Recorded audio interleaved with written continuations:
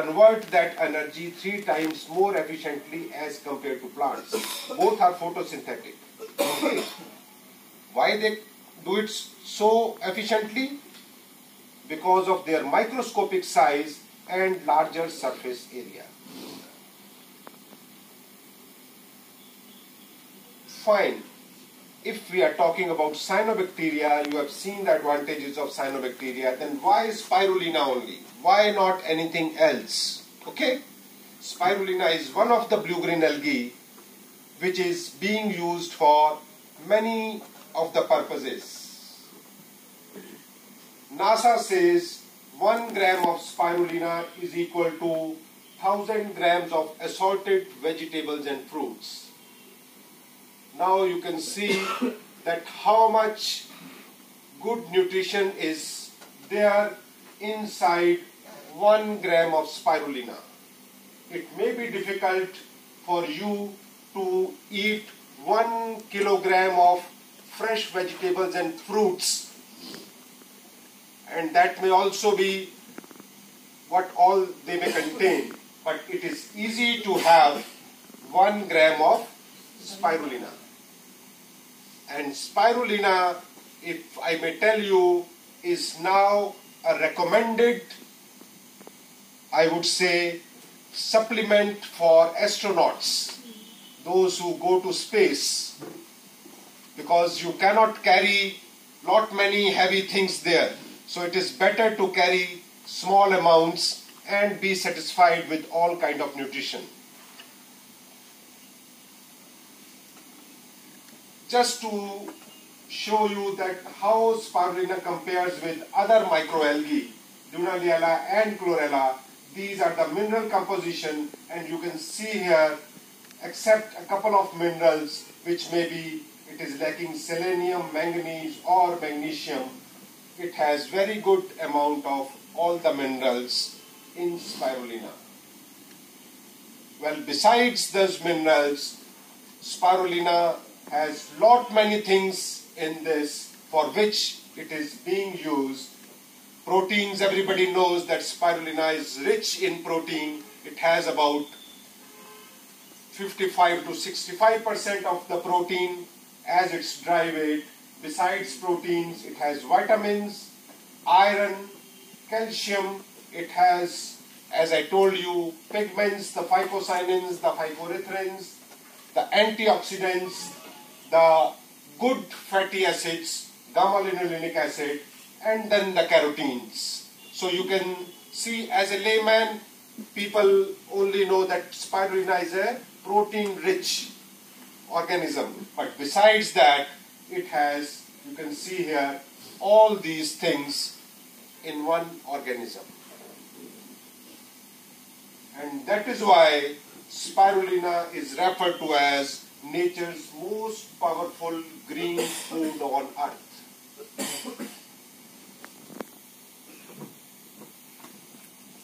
This is, in a nutshell, the composition, the basic composition of spirulina powder.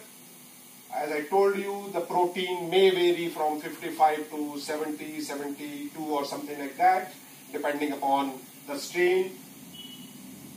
The minerals 7 to 9%, carotenoids about more than 3500 micrograms per gram, and out of that the beta carotene is maximum 1500. Then you have phycocyanins, lipids, chlorophyll, and then important thing is nucleic acid is very less, because nucleic acids are toxic, so it has very less amount of nucleic acids. So that's why spirulina is also used as single cell protein. The protein, of course, it has a good amount of protein, but the beauty is that the protein is a high quality protein. Almost all amino acids are present in this protein of spirulina. You can see here all these, and of course the processing of spirulina may vary the amount of amino acids, but as compared to the recommendations of FAO, it has much more than those as its contents. this is on per 10 gram basis or on a percent of total basis. You have all these isoleucine, leucine, lysine, phenylalanine, all the different, I would say 20 amino acids are present in spirulina, which makes it a very high quality protein. What these amino acids in fact help when this spirulina is given to the fish. Of course, I am not an expert on this fish, but definitely regarding the nutrition of spirulina, how it basically helps. Isoleucine is required for optimal growth, nitrogen equilibrium in the body, and for synthesizing of the non-essential amino acids, and increases the muscular energy levels. Similarly, lysine, building block for blood antibodies, strengthens circulatory system. Methionine for lipotropic fat and lipid metabolizing amino acids. And then it is a stress reliever. Phenylalanine stimulates metabolic rate. Valine, tryptophan, all have their different roles to play, and because spirulina has all these amino acids, so basically it helps in giving you a complete nutrition. The nutritional supplementary properties of spirulina, it can be used as a partial supplementation. Normally, what I have read about the use of spirulina in fish feed, it varies from 5% to 10% to 15% supplementation, which is there, and that basically is enough to maybe replace the protein components of the fish feed, the soybean meal or what all is basically used. And it has a feed supplement for all kind of fishes, the prawns, the shrimps, all these things are there. Improves growth, survival, immunity, viability, and the feed utilization ratio. The biological value of the protein which is ingested from spirulina, or the, you can say, the protein efficiency ratio is much higher as compared to the soya protein. So that's why the feed utilization ratio is good. Then it is most suitable to reduce the cultivation time and mortality, and increases shell thickness of the shrimp carapace. Feeding of spirulina helps to improve disease resistance and improvement in survival rate.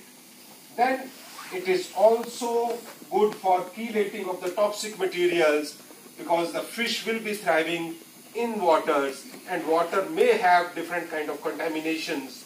So there are many toxic materials, heavy metals, all those things are there. So spirulina, if it is there, it will chelate all those things and absorb these so that fish is not exposed to these toxic chemicals. Then it also has the property of biomineralization, where because spirulina, when it grows under high alkaline pH, around 10.6, 11 or so. So under those alkaline pH, many minerals and derivative compounds, they are basically made available, and spirulina absorbs those and converts them into its own biomass or into organic form, and in organic form it is assimilated by the fish along with calcium and magnesium in water. Especially for these marine organisms, this spirulina helps proper electrolyte function, calcium levels and other minerals. Then reproduction activity it enhances. Fresh and saltwater fish and shrimp, they exhibit superior growth, maturity, energetic behavior and more elegant coloring when they are fed with spirulina. Whenever, of course, incidentally, I am a vegetarian, but those who eat fish, when they go to the market to buy the fish, if the fish has a good color, it looks fresh, you will be attracted to buy that.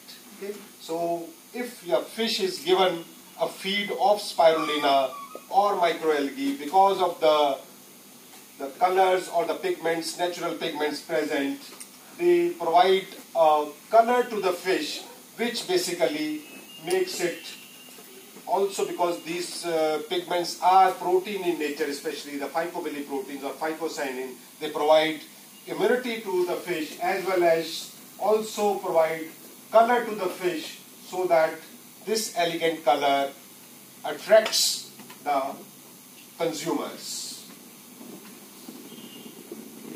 Here I am telling about as a colorant, and the color apparent, mostly it will also have a good market demand, as I mentioned here, and basically it also promotes physiological activity, and the pigmentation basically helps in other activities because it is because of the carotenoids, and in carotenoids the astaxanthin and zeaxanthin which are there. I have given some of the examples which I could see from the references, and then phycobiliproteins which are there, which help in imparting the color as well as they improve the disease resistance, strengthens the immune system, and improves the feed protein value because they are protein in nature.